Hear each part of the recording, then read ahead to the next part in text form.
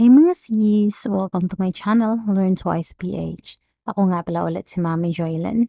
At today po ay day 10 po natin sa pag-promote ng Shopee Affiliate at pag-test nga pala ng Shopee Affiliate. So, gamit yung Chinese videos natin. So, ngayon naman, um, doon sa mga hindi pa po nakapanood na yung start talaga ng test natin or challenge natin, ilalagay ko po yung link sa baba para makita niyo po yung start talaga, yung day 1 para mas makasubaybay po kayo. Panoorin niyo po yan hanggang day 10, marami po kayong matututunan. And then, today is mag-a-upload na naman po ako ng 15 videos gamit yung videos na nabili ko sa isang seller. Product videos po yun ng mga manufacturers. So, yun po yung gagamitin ulit natin sa pag-promote ng affiliates ni Shopee. Ngayon naman, para maiba, ipapakita ko po sa inyo yung dashboard ko. So, para makita niyo po yung progress.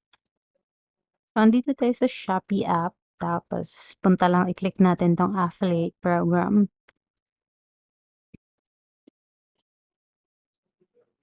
Ayan, sa affiliate program, makikita mo dito, today is March 19.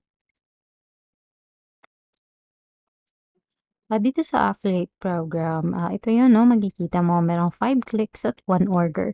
So, ayan, may 82 pesos po ako na estimated commission na kinita sa pag-upload po ng Shopee videos. So, pasilip lang po yan. So, ibig sabihin is effective po talaga yung mga Shopee videos na ina-upload po natin.